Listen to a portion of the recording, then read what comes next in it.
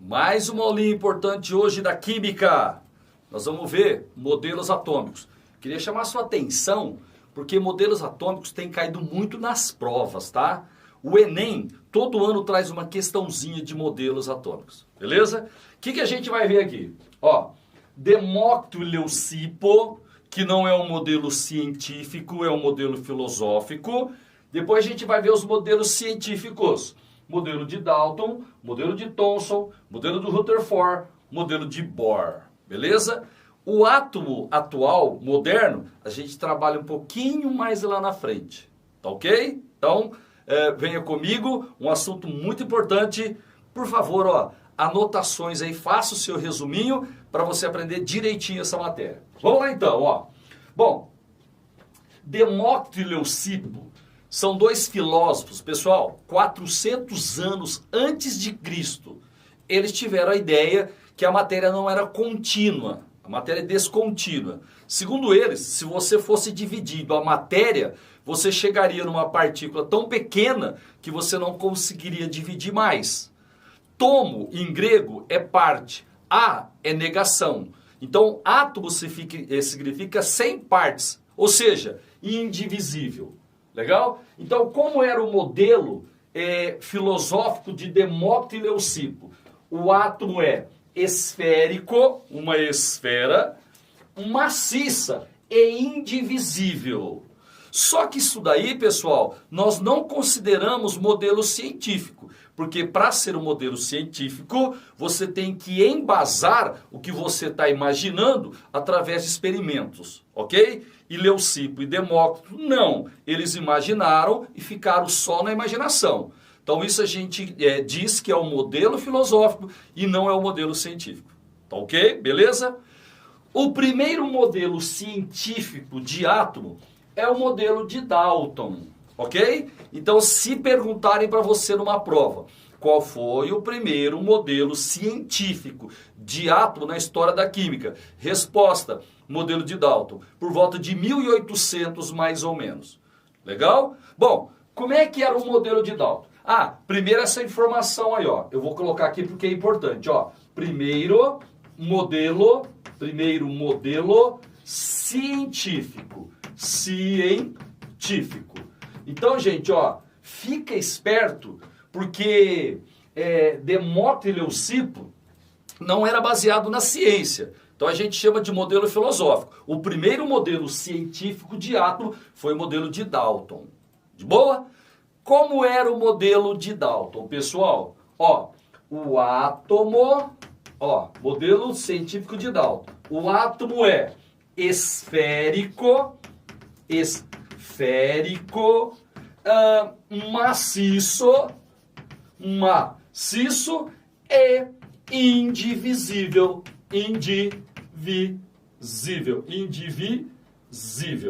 Veja que, por enquanto, indivisível.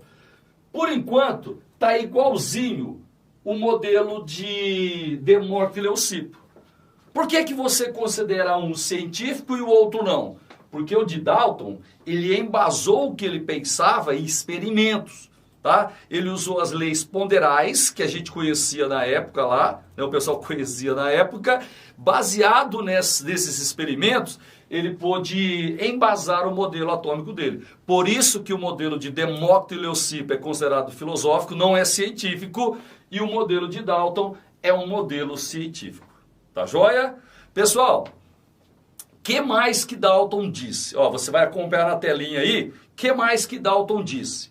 Se você pegar dois átomos de um mesmo elemento, acompanha aí, ó. Dois átomos de um mesmo elemento, você vai ter mesma massa e mesmo tamanho.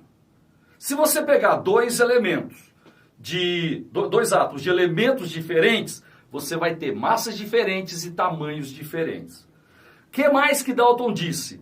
Que átomos eles podem combinar entre si, acompanha aí, ó, combinar entre si para formar substâncias. E a proporção entre esses átomos é sempre de um número inteiro em proporção pequena. Então, por exemplo, ó, na água, H2O, a proporção é de 2 hidrogênios para um átomo de oxigênio. Na amônia, NH3, a proporção é de 1 para 3, tá certo? Então esse daí é o modelo de Dalton, o primeiro modelo científico na história da química, tá certo, pessoal? Ele foi embasado, né, segundo as leis ponderais. Então Dalton usou as leis ponderais para embasar o modelo científico dele. De boa, de boa? Tá? Então se perguntarem para você qual foi o primeiro modelo científico na história da química, é o modelo de Dalton. Agora eu vou limpar o quadro aqui do ladinho e a gente vai falar do modelo de Thomson, pessoal. Então, ó, seria o segundo modelo científico, mas eles não costumam perguntar quem é o segundo, tá? O de Dalton é importante que foi o primeiro. Depois vem os outros, ele é o segundo, mas isso daí já é detalhe. Então, ó, modelo de Thomson. Modelo de Thomson. Seria o segundo modelo científico. Galera, como era o modelo de Thomson? Primeiro, o átomo, gente, o átomo é esférico, ele é maciço, só que agora, importante porque já começa a cair nas provas, o átomo de Thomson não é indivisível. Eu vou colocar assim, ó, indivisível,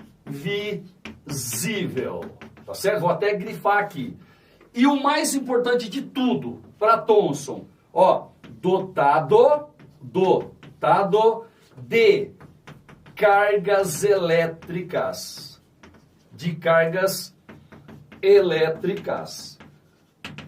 Tá certo? Cargas elétricas. Ô, gente, então, ó, muita atenção. O átomo de Dalton, ele só dizia que o átomo é uma esfera maciça, indivisível. Acabou. Esse é o modelo de Dalton. Legal? Agora, o modelo de Thomson, ele descobriu que o átomo tinha cargas elétricas.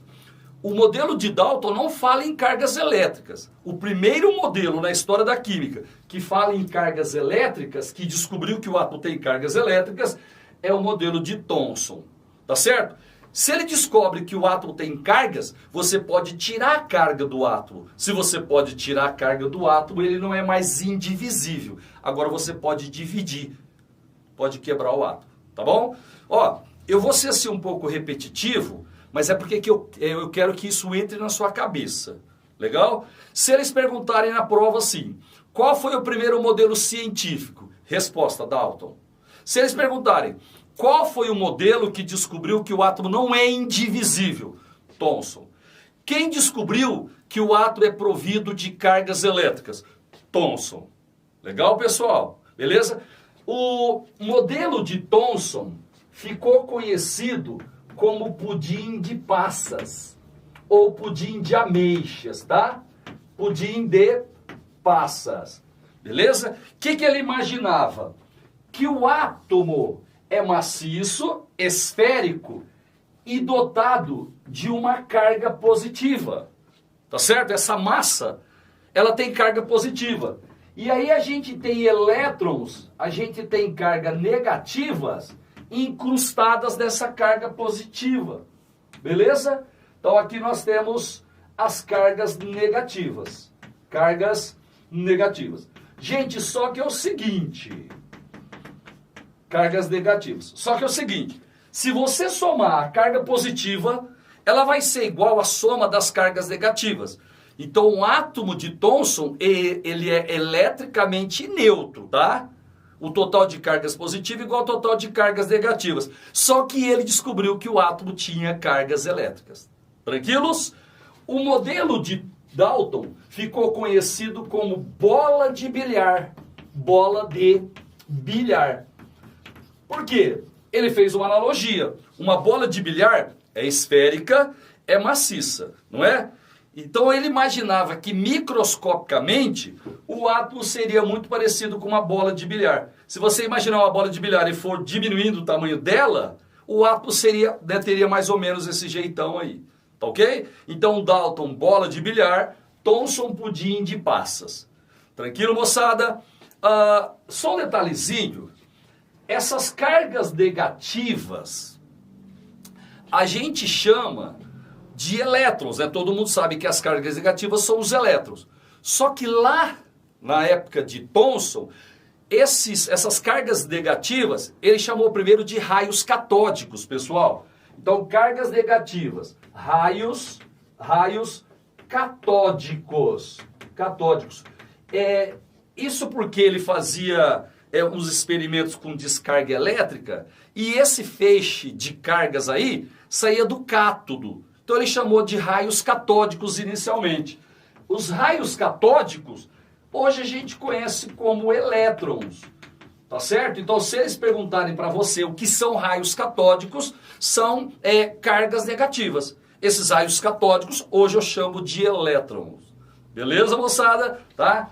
Então aqui nós temos o modelo de Dalton, ali nós temos o modelo de Thomson. Joinha? Agora dá uma acompanhada aí, ó. Olha aí, vai aparecer para você. A gente tem uma figurinha do modelo de Thomson. Beleza? Evoluindo um pouquinho mais, a gente vai chegar no modelo de Rutherford. Então o próximo modelo de Rutherford. Deixa eu escrever aqui, ó. Modelo de Rutherford. Pessoal, o vestibular, Rutherford. O vestibular, eles pedem algumas questões para ver se você sabe diferenciar um modelo do outro. Então, toda vez que eu vou citar um modelo, eu preciso comparar com os anteriores. Eu sei que fica um pouco repetitivo, só que você sai dessa aula aqui prontinho para fazer as tarefas, os exercícios. Vai ficar muito claro na sua cabeça. E um detalhe, viu? Ó, se com uma aula você acha que não ficou 100%, pessoal, assista a aula novamente. Beleza? Essa daí é a vantagem da aula ficar gravada para você. Você pode assistir quantas vezes você quiser. Você assistiu a aula, foi fazer exercícios, não está conseguindo fazer todos? Cara, assiste a aula novamente e vai para o exercício novamente. Eu tenho certeza que assim vai ficar muito fácil para você aprender a matéria. Bom, seguinte, modelo de Dalton era esférico, maciço e indivisível. Maciço. O modelo de Thomson, ele ainda é maciço, ok? Ele é maciço. Pessoal, só que Rutherford, ele descobriu que na verdade o átomo não é maciço. Legal? Ele fez um experimento, espalhamento de partículas alfa em uma lâmina de ouro. Eu vou até colocar na tela para você dar uma olhadinha aí. Tá esse desenho aí, ó, da aparelhagem que ele usou. Beleza? As partículas alfa incidindo numa lâmina muito fina de ouro.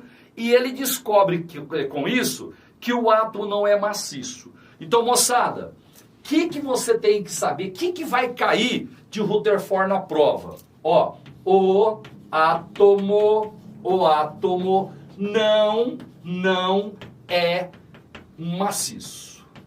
Certinho? Então você tem que saber que o átomo, né, de Rutherford não é maciço.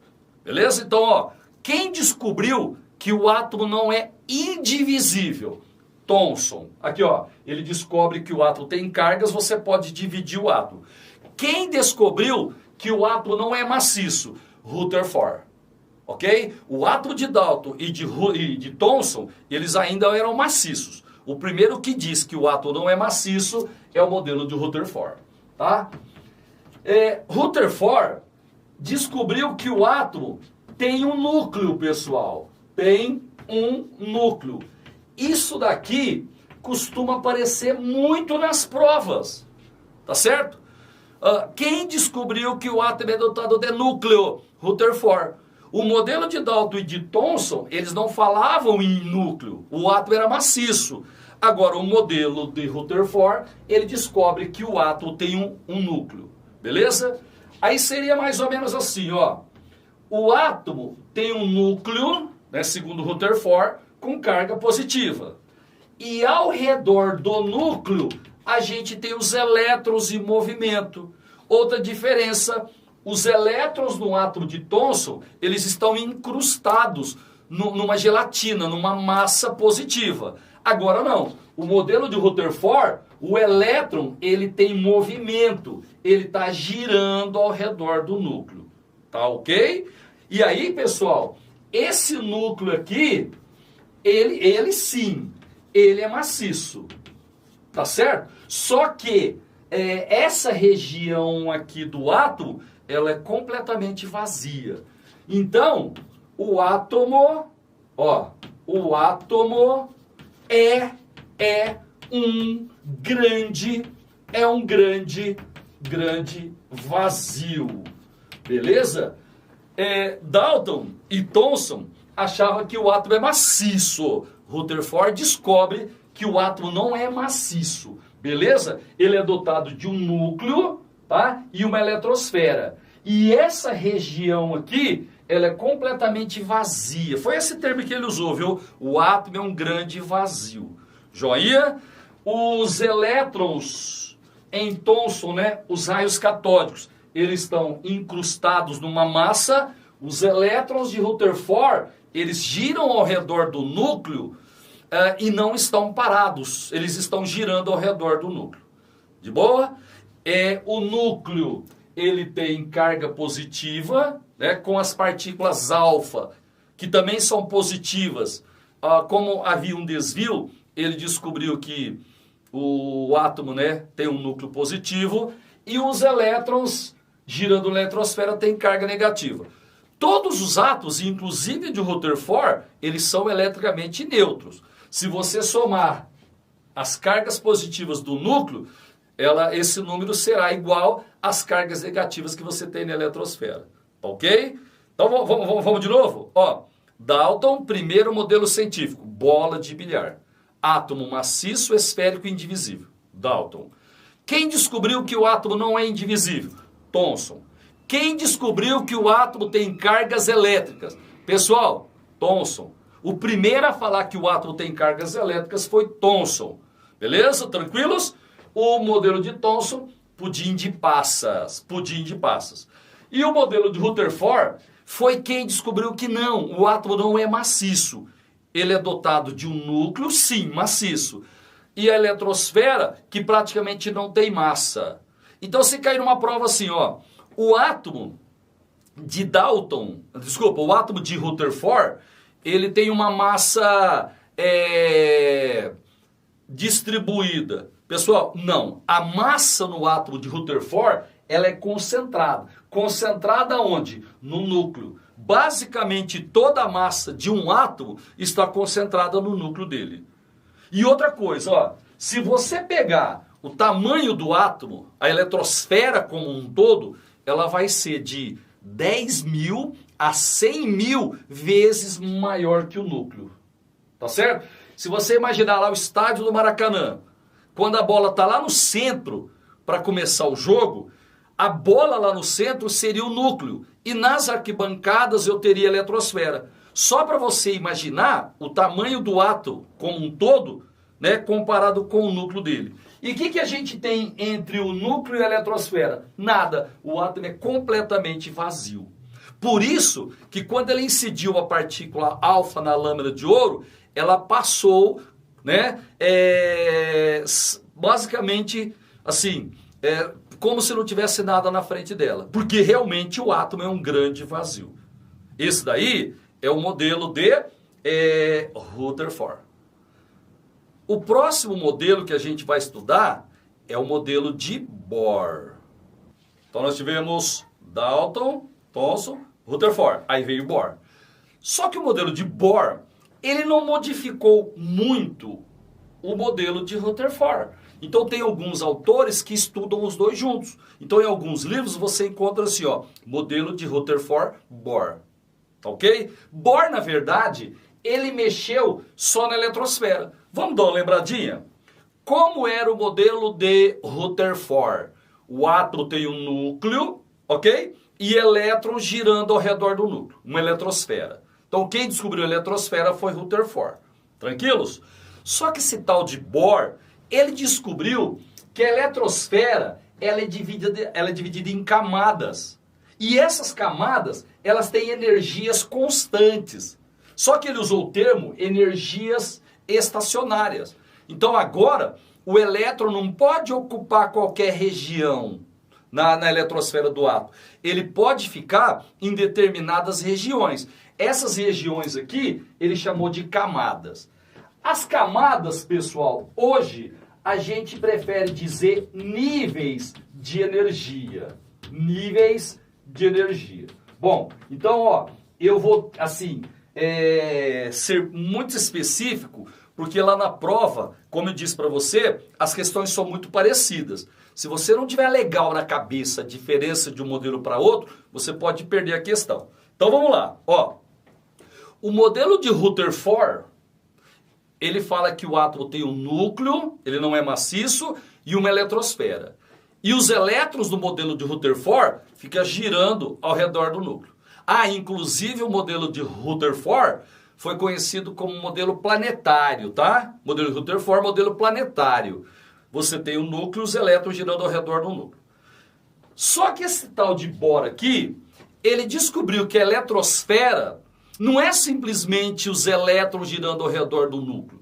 Esses elétrons, eles giram em camadas específicas, tá certo? Você tem energias quantizadas, você tem energia constante. Agora, o elétron ele pode só assumir alguns valores específicos de energia, tá certo?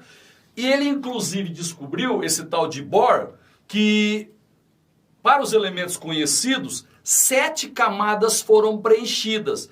Então a gente costuma desenhar o modelo de Bohr assim, ó, aqui está o núcleo positivo, exatamente como Rutherford disse, ok?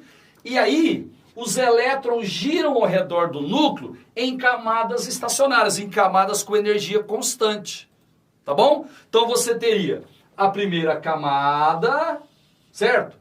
A segunda camada, a terceira, 7 camadas para os elementos conhecidos. Seguinte, ó, eu não vou conseguir desenhar todas as 7 camadas inteiras, senão vai ficar muito grande.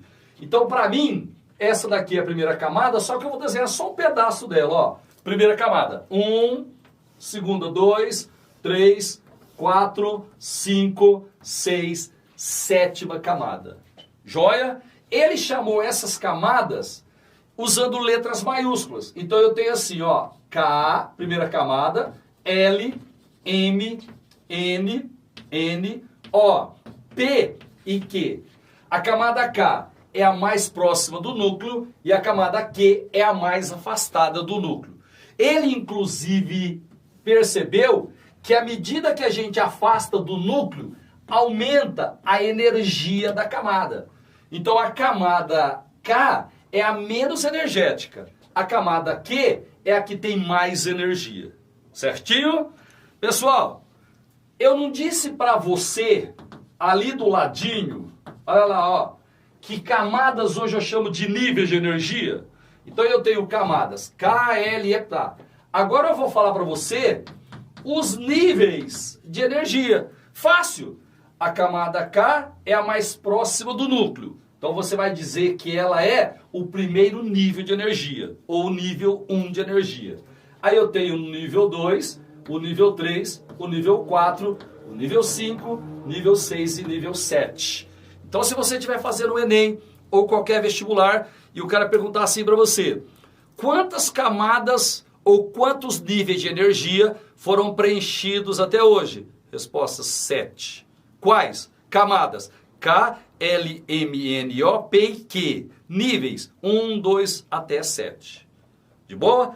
No modelo de Bohr, tá? Eu queria que você soubesse uma coisa que aparece bastante nos vestibulares. É o seguinte, ó, aqui está o núcleo, aqui estão as camadas, né? Os níveis de energia. É o seguinte, o elétron, se ele está num nível de energia, ele vai ficar para sempre nesse nível de energia. Porque quando ele gira ao redor do núcleo no nível de energia, ele não absorve nem emite energia. Só que é o seguinte, você pode fornecer para esse elétron uma energia externa, tá? Por exemplo, luz, calor, tá? Você externamente você coloca energia nesse elétron. que vai acontecer? O elétron, ele vai absorve essa energia. Sabe o que vai acontecer? Quando o elétron absorve energia, ele salta para uma camada mais externa. Qual camada mais externa? Depende de qual energia ele recebeu. Se ele recebeu um tanto, ele pula para cá. Se recebeu um pouquinho mais, e assim por diante. Essa energia que ele absorve, pessoal, normalmente eu chamo de quantum de energia, tá? Você promete guardar? Quando um elétron absorve energia do exterior, externa, ele salta de uma camada mais interna para uma mais externa. Toda vez que ele absorve, que ele ganha energia, sai de uma mais interna e vai para uma mais externa. Agora é o seguinte, ele vai ficar nesta camada aqui até que você sustenta energia para ele. Porque se você parar de sustentar, a tendência é ele voltar para a sua camada original. Sabe o que vai acontecer nesse caso? Ele emite a energia que havia recebido. Tá? Se ele recebe, ele salta para a camada mais externa. Quando ele volta para a camada original, ou para uma camada mais interna, ele joga fora a energia. Ele libera energia. Libera. Pessoal, essa energia liberada normalmente é em forma de luz. Chama também de fóton. Fóton. Quando absorve, eu costumo chamar de quanto de energia. Quando libera, a luz, né, normalmente visível, também é chamada de fóton. Fechou. Olha aqui. O elétron está no nível. Ele vai ficar para sempre ali, a não ser que receba uma energia de fora. Se ele receber uma energia de fora, ele absorve essa energia, salta para uma camada mais externa. Quando ele voltar para uma camada mais interna ou para a camada original, quando ele sair de uma mais externa e voltar para uma mais interna, ele vai liberar energia, vai perder energia. Normalmente em forma de luz visível, normalmente em forma de fóton. Tá certo? Estude bastante, porque o modelo de Bohr aparece bem nos vestibulares. Um abraço!